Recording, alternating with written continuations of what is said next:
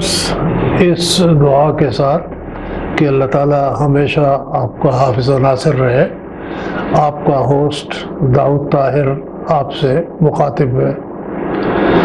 Viewers, اس وقت آپ کی ملاقات جس شخصیت سے کرائی جا رہی ہے ان کا نام ہے سلمان نبی۔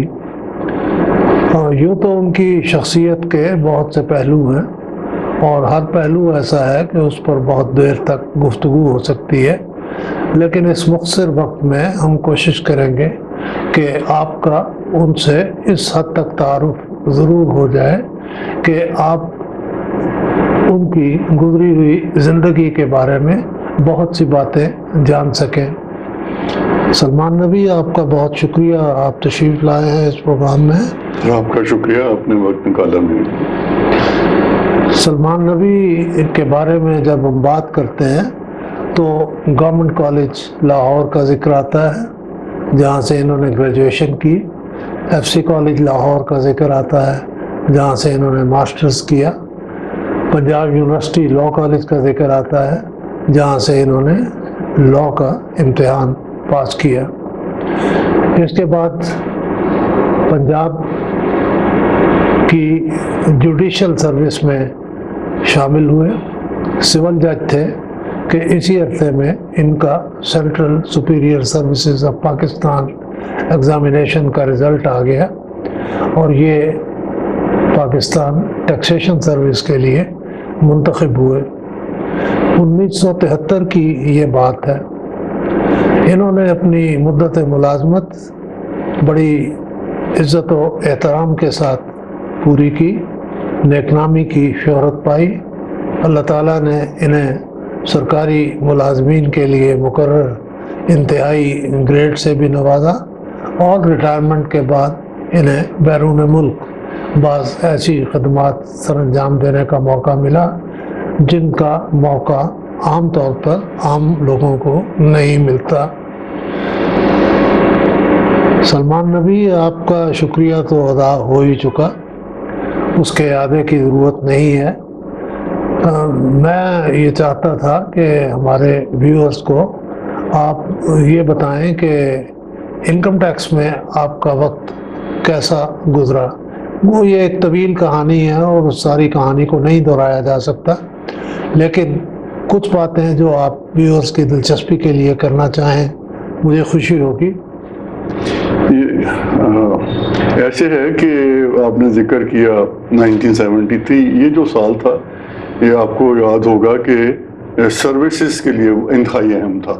جی، یہ وہ سال تھا جب بھٹو صاحب نے سروسز ریفارمز کی، اور جیسے آپ نے ذکر کیا کہ پاکستان بننے سے لے کے پاکستان ٹیکسیشن سروس چلی آ رہی تھی، تو اس سال اس کو انکم ٹیکس گروپ میں تبدیل کر دیا گیا کامن ٹریننگ کے بعد۔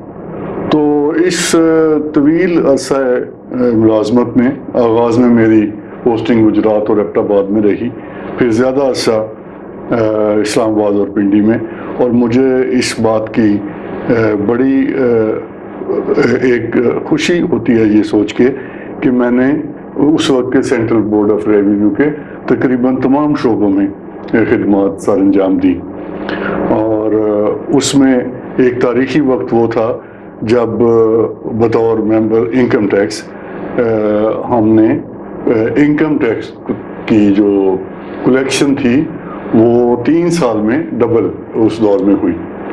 یہ 2004 سے 2007 کی بات ہے کہ 2004 میں جتنا ٹیکس اکٹھا ہوا تھا انکم ٹیکس سے، وہ 2007 میں اس سے دگنا ہو چکا تھا۔ سلمان نبی، آپ نے ذکر کیا، میں بھی اس بات سے واقف ہوں کسی حد تک، آپ تو خیر اس معاملے کے بیچ میں تھے، لیکن ایز این آؤٹ سائڈر مجھے معلوم ہوتا رہا کہ جب آپ ممبر انکم ٹیکس رہے تو اس عرصے میں ہماری کلیکشن میں بہت بوسٹ آیا اور کلیکشن بہت بڑی۔ انکم ٹیکس کے حوالے سے کچھ اور باتیں بھی میرے ذہن میں آ رہی ہیں۔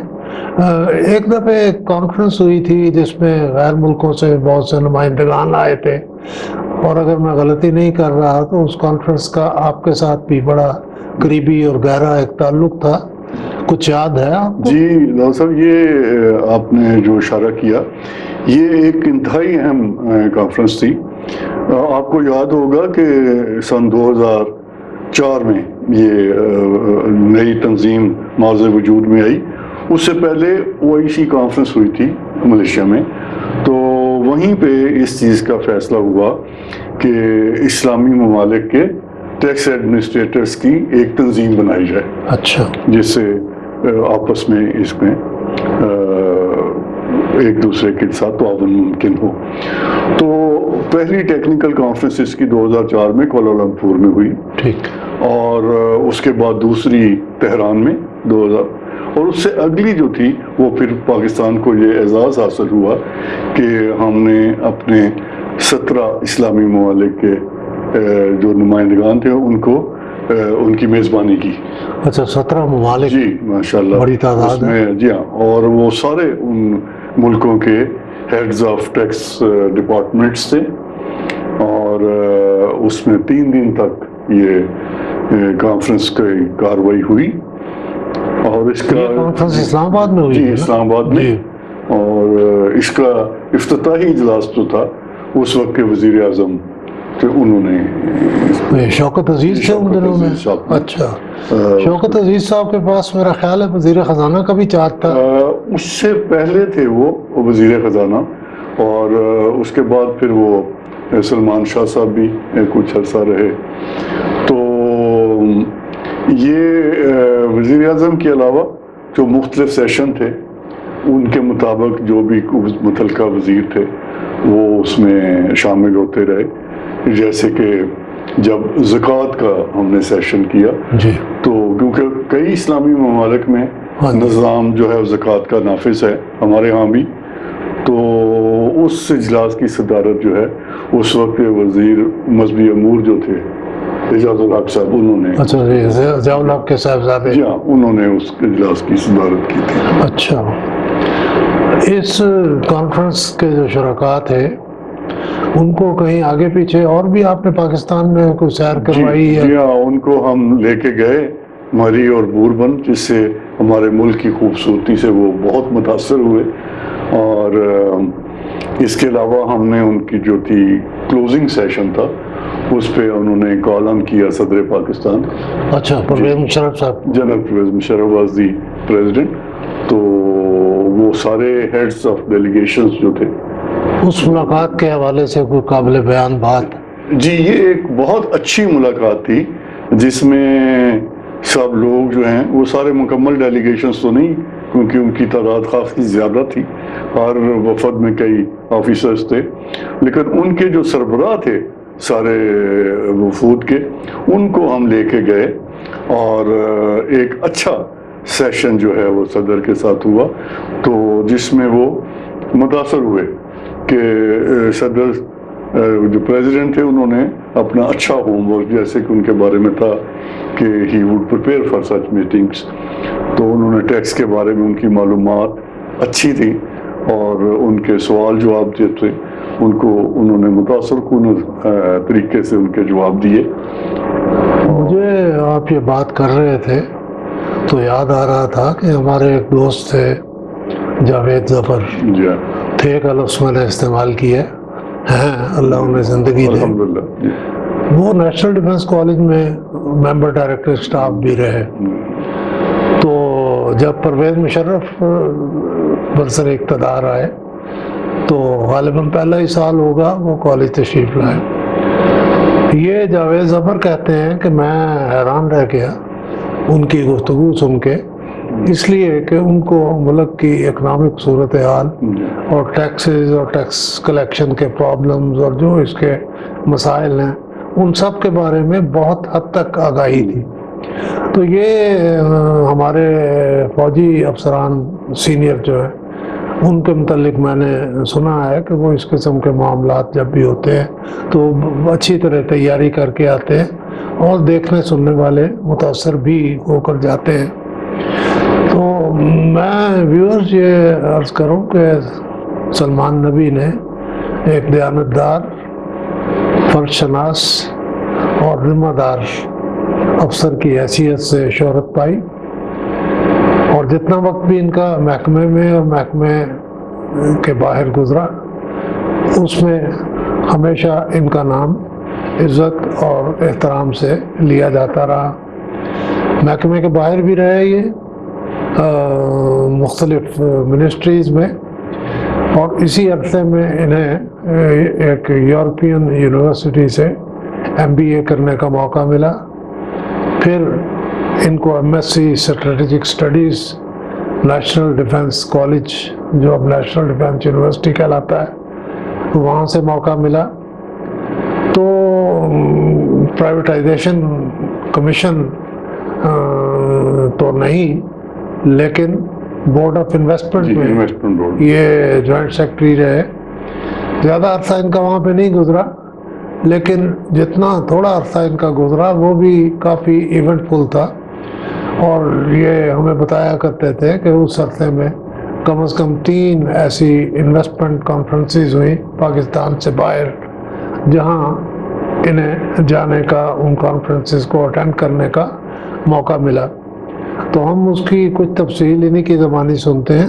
تو سلمان نبی, آپ بتائیے کہ ان کانفرنسز کے حوالے سے آپ کی کیا یادداشتیں ہیں؟ یہ جو انویسٹمنٹ بورڈ بنا تھا, اس کو اتنی اہمیت دی گئی کہ اس کو وزیر اعظم سیکریٹریٹ میں بنایا گیا جی. اور اس میں یہ جو 1 سال تھا بڑا ایونٹ فل 1992 خاص طور پہ, اور اس میں بہت ایکٹیویٹی, یعنی یہ وہ سال تھے جہاں ڈی ریگولرائزیشن ہو رہی تھی, پرائیویٹائزیشن کا نیا سلسلہ تھا, اور اس کے ساتھ پھر انویسٹمنٹ کے لیے. جی. اور پاکستان اپنی اسٹریٹجک لوکیشن کی وجہ سے اس وقت اتنا مقبول دور تھا وہ کہ وہاں سے ہمیں دعوت نامے ملتے رہے. اچھا. میں آپ سے عرض کروں کہ جرمن ایمبیسیڈر ہمارے پاس آئے, انہوں نے کہا جی کہ جرمن چیمبر جو ہے federation of chambers of commerce and industry, وہ چاہتے ہیں کہ ہم ان کے ملک میں جا کے کانفرنس کریں. اسی طرح اٹلی سے ہمیں یہ دعوت نامہ کہ جی اٹلی میں پاکستان کی طرف سے انویسٹمنٹ کانفرنس ہو. تو جرمنی میں تو پاکستان کے وزیر اعظم بھی تشریف لے گئے اس اجلاس میں خطاب کے لیے, اور ہم لوگ ایک اٹینڈ کرنا بھی ایک اچھا ایکسپیرینس ہوتا ہے. لیکن ہمیں اور زیادہ اللہ نے یہ موقع ہم پہنچایا کہ ہم وہاں پہ انتظام کرنے کے لیے, کانفرنس کو ارینج کرنے کے لیے لوکل ہوسٹ کے ساتھ مل کے ہم نے وہاں پہ اس کو آرگنائز کیا. اور روم میں بینکا ڈی روما ان کا بڑا اچھا مشہور بڑا بینک ہے, وہاں پہ یہ کانفرنس ہوئی, اور اٹلی سے بہت سے جو انویسٹرز ہیں اس میں شامل ہوئے. ہمارے پاکستان سے بھی لوگ گئے ہوئے تھے, تو ان کی وہاں پہ بڑی اچھی ملاقاتیں ہوئی, اور جوائنٹ وینچرز کے لیے وہاں پہ. یہ اس زمانے میں شاید نواز شریف تھے وزیر اعظم؟ جی ہاں, وہ وزیر اعظم تھے. اور جو بون میں کانفرنس ہوئی تھی جی, اس کے حوالے سے آپ بتاتے تھے کہ ایک جگہ انہوں نے حاضرین کو بہت متاثر کیا اپنی کسی بات سے. بالکل ایسے ہی ہے کہ بون اس وقت کیپٹل تھا برلن سے پہلے, تو ساتھ یہ جڑواں شہر جیسے پنڈی اسلام آباد ہے, تو کولون میں اس کو ہوسٹ کیا جا رہا تھا. تو جب یہ وزیر اعظم نے خطاب کیا تو اس خطاب میں انہوں نے GDP گروتھ کی بات کی. تو ان کے خطاب کے بعد جو ان کے پریزیڈنٹ تھے نا جی, انہوں نے کہا کہ look ladies and gentlemen, the prime minister is a good businessman. He has been talking in terms of percentage of growth in GDP at 6%. تو ان کا یہ کہنا تھا کہ پرائم منسٹر نے ابرپٹلی انہیں کہا look Mr. President, I have told you about 6%, but let me tell you, if the Germans comes to Pakistan and invest there, we can take it to 9% and even 12%. واہ. وہ اتنا فی البدیہی اور ایسا انہوں نے ابرپٹلی وہاں پہ کہا کہ ہال میں لوگوں نے اسپونٹینیس جیسے کلیپنگ ہوتی ہے, اور بڑے لوگ خوش ہوئے کہ جرمن انویسٹمنٹ کو یہ لوگ اس قدر کی نگاہ سے دیکھتے ہیں. ویورز, سلمان نبی کو اللہ تعالیٰ نے گریڈ 22 میں پروموشن بھی عطا کی. یہ ان کی محنت کا ثمر تھا اور اللہ کا خاص فضل تھا, دونوں چیزیں اکٹھی تھیں. گریڈ 22 میں پروموشن کے بعد انہیں محکمے سے باہر जाने का मौका मिला दोबारा, और इनका तकर्रुर नेशनल टैरिफ कमीशन के चेयरमैन के तौर पे हुआ। उस ज़माने की कोई बात दिलचस्पी की आप बताना चाहें? जी, ऐसे था कि नेशनल टैरिफ कमीशन में गो के मेरा स्टे बहुत कम था, लेकिन इस कम अरसे में 2-3 बहुत अच्छे मौके मिले जिस काम करने के, जिसमें इंटरनेशनल लेवल पे, बाकी लोकल काम तो हमारा चलता रहता है। एक तो हमने वहाँ पे नुमाइंदगी की WTO के इजलास में, ठीक, और पाकिस्तान की तरफ से भरपूर नुमाइंदगी करते हुए बड़े अच्छे असर अंदाज में वहाँ पे पार्टिसिपेट किया। उसके अलावा इसी दौरान में जो 2 रुके हुए हमारे एग्रीमेंट्स थे, एक तो हमें डिपार्टमेंट ऑफ कॉमर्स में US में जाके वहाँ मौका मिला उनसे मुज़ाकरात का, और दूसरा चाइना में एक एग्रीमेंट था जो कि हमने साइन किया। उनके वाइस मिनिस्टर थे जो उनकी तरफ से उनकी नुमाइंदगी कर रहे थे। और बाकी आपको ये बखूबी आप आगाह हैं कि ये अदारा तो था फिर इंटरनेशनल ट्रेड के हवाले से, और अब अल्हम्दुलिल्लाह उस वक्त ज़रा कुछ कमियां थी इस महकमे में, अभी इट्स वेल इक्विप्ड और ये खासा असर हो चुका है, इम्प्रूव कर चुका है। व्यूअर्स, सलमान नबी इनकम टैक्स डिपार्टमेंट की शान थे और एक पहचान थे, लेकिन हमें इनके अलावा भी बहुत अच्छे अफसरान के साथ काम करने का, उन्हें देखने का मौका मिला, और सलमान नबी मेरे साथ इत्तफाक करेंगे उनमें से एक तारिक अजीज़ थे और हैं, खुदा उन्हें ज़िंदगी दे, मौजूद हैं यहाँ पे, इस्लामाबाद में ही रिहाइश है। बहुत ही मेहरबान अफसर इकबाल फरीद थे, बहुत ही कॉम्पिटेंट और बहुत ही हेल्पफुल। जो आदमी उनके पास को मसला लेके जाता था वो मसला हल करके सांस लिया करते थे। जावेद हसन अली थे, महकमे में बहुत अरसा बाहर चले गए थे, लेकिन मैंने ज़ाती तौर पे उनको बहुत करीब से देखा और हमेशा उनको बहुत ही नफीस पाया। परवीन कादिर आगा थी और हैं, खुदा उनको ज़िंदगी दे।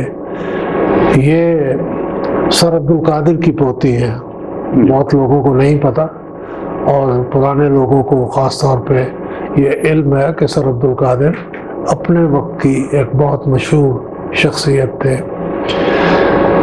सलमान नबी, मैं समझता हूँ कि बहुत बातें और होनी चाहिए, लेकिन वक्त बहरहाल ज़्यादा होता जा रहा है। तो बात ख़त्म करने से पहले मैं अपने व्यूअर्स को ये बताना चाहता हूँ कि आप रिटायरमेंट के बाद भी हुकूमत ब्रुनाई के साथ एक मुआहदे के तहत वहाँ काम करते रहे, कई साल वहाँ गुजारे। आप बताइए किस हैसियत में गए और कुछ बातें और ब्रुनाई के बारे में। जी, उस तरह था कि ब्रुनाई दारुस्सलाम से मुझे ये उन्होंने कहा कि आप आइए और हमारे पास मिनिस्ट्री ऑफ फाइनेंस के अंदर ही उनका जैसे हमारा रेवेन्यू डिवीजन है, सिवाय इस फर्क के कि रेवेन्यू डिवीजन गो के बुनियादी तौर पे टैक्स डिपार्टमेंट था, उसमें SCCP का, क्योंकि अलहदा छोटा मुल्क है तो बहुत से अलहदा महकमे नहीं हैं, तो वहीं रेवेन्यू डिवीजन के अंदर ही उनका ये securities and exchange, registrar of companies, international trade agreements, fair trade agreements, और उसके अलावा फ्री ट्रेड, और उसके अलावा इन्वेस्टमेंट, ये काम करने का वहाँ पे मौका मिला।